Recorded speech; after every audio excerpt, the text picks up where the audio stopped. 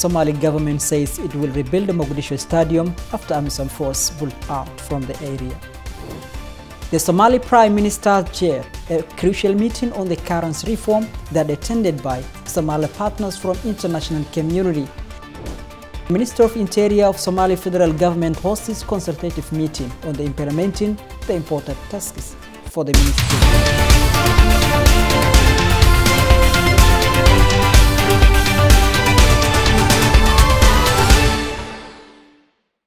These are the headlines of Sntv English News for tonight. Somali government says it will rebuild Stadium Mogadishu after AMISOM forces pulled out from the area. AMISOM peacekeeping forces in Somalia were operating in Mogadishu Stadium 10 years during the fighting against terrorists across the city. The President of Somali Federal Government, His Excellency Mohamed Abdullahi Farmajo, announced that the government of Somalia is planning to reconstruct Mogadishu Stadium to resume the sports activity for the country. The Mogadishu Stadium was under control of AMISOM, using as the large military base for 10 years during the fighting against terrorists across the city. It is one of the most potential infrastructure for the country. President Farmajo says it is the time to rebuild infrastructures to restore the role we had in the African continent. After visiting the stadium, whereby he met AMISOM force commanders for the aim of removing the forces from there. AMISOM commanders briefed the President of Somalia, Mohamed Abdullahi Farmajo, on the situation for the stadium, since they were controlling longer time, and they said that they are fully pulled out and handed over to the government of Somalia. In his speech, the President of Somali Federal Government, His Excellency Mohamed Abdullahi Farmajo, thanked the EU peacekeeping forces in the country for their sacrifice to save Somali people from international terrorist group of Al-Shabaab. On the other hand, high-level government officials visited the stadium today, including the Minister of Defense, members of Somali parliamentarians, the top national army officers, and also members of Banad Regional Administration. Their visit was aimed to confirm the pull-out of AMISOM troops from there. They told the journalists that the Somali government is fully controlling the area from now and will be built soon. The Prime Minister of Somalia, Hassan al-Khaire, has chaired a crucial meeting on the currency reform for the country. The meeting was attended by partners from international community. The Prime Minister of the Federal Republic of Somalia, His Excellency Hassan Ali Khaire, today chaired a crucial meeting on currency reform and the printing of the Somali new currency, which attended a key partners from international community. During the meeting, the Prime Minister emphasized that the Somali government is committed to printing new currency for the country to enhance the economic growth. Somali government officials have displayed to the international community representative to a complete plan of economic generation to tackle long-standing financial instability of Somalia. The Prime Minister said that the Somali government is needed to get more than $42 million to print a new currency of Somali shillings, and he applied that the international partners to raise that money. The representatives of the international community welcomed the progress has made Somali government and expressed their support in the good steps that the Somali has secured. They also applaud anti-corruption crackdown that the federal government recently moved on and believe this fighting corruption practice is very important milestone for the country. The country's finance minister, Dr. Abdurrahman Duale Bele, told the state media that the Somali is fully finished all conditions for the new currency print, and this gathering was essential for securing in a huge future investment. I attend the meeting on a currency reform chaired by the Prime Minister today with our valuable international partners. We are working hard towards this with Central Bank of Somalia and International Monetary Fund, alongside with other key partners of Somalia, said the Minister of Finance. A high-level consultative meeting on the implementation of important tasks for the Minister of Interior, Federalism and Reconciliation of Federal Government of Somalia has been held today in Mogadishu, which organized by the ministry.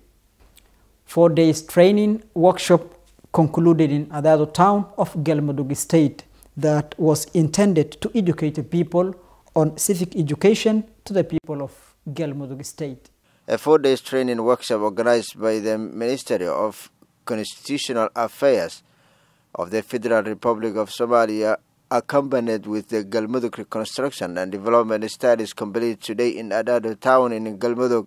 The purpose of this training was the education people and civic education of the people towards the Constitution.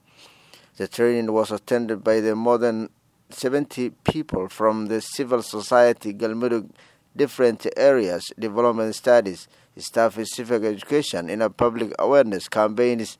The participants discussed the topics including most appropriate measures that the implementation of the civic education and public awareness in the areas under Galmudug administration and how they address the challenges faced. The Secretary General of the Ministry of Constitutional Affairs of Galmudug, Zakaria Muhammad Ahmed, urged the participants who benefit from this training to create community awareness on a constitutional issue in the villages in Galmudug to have acknowledged community for their constituencies. Meanwhile, the Communication Director, Minister of Constitutional Affairs of the Federal Republic of Somalia, Abdulkani Ali Adan, addressed that the audience about the training and trainers carry forward assignments to other people who did not have the opportunity to attend. Similarly, Director of Planning Department of the Ministry of Constitutional Affairs of the Federal Republic of Somalia, Muhammad Bashir Omar, said the ministry's plan including reaching all Somali people to educate the constitutional rights. The British Prime Minister Theresa May has announced plans to boost Britain's investment in Africa. Arriving in South Africa on Tuesday morning, Mrs. May said she wanted the UK to overtake the US to become the G7's biggest investor in Africa by 2022. In a speech in Cape Town, she pledged £4 billion to support for African economies to create jobs for young people. Because the challenges facing Africa are not Africa's alone. It is in the world's interest to see that those jobs are created, to tackle the causes and symptoms of extremism and instability, to deal with migration flows and to encourage clean growth. If we fail to do so, the economic and environmental impacts will swiftly reach every corner of our networked, connected world. She also pledged a fundamental shift in aid spending to focus on long-term economic and security challenges rather than short-term poverty reduction. May will also visit Nigeria and Kenya during the 3-day trade mission. This week I'm visiting 3 countries, South Africa, Nigeria and Kenya, that I regard as key partners in achieving this goal. With thriving democracies, strong international ties, including through the Commonwealth, and fast-changing economies, they are typical of 21st century Africa. On her way to South Africa, the Prime Minister also laid down warnings from the Chancellor about the economic damage a no-deal Brexit could cause. Mrs. May's trips, which will see her meet the presidents of all 3 countries, aims to deepen economic and trade ties with growing African economies ahead to Britain's leaving EU in 2019. After a bilateral meeting with South Africa President Cyril Ramaphosa, she is expected to visit Robben Island, where Nelson Mandela was imprisoned. On Wednesday, Mrs. May intends to meet Nigerian President Muhammadu Buhari in the capital Abuja before meeting victims of modern slavery in Lagos. On Thursday in Kenya, Mrs. May will meet President Uhuru Kenyatta before visiting British troops and a business school. A state dinner hosted by Mr. Kenyatta will conclude the trip.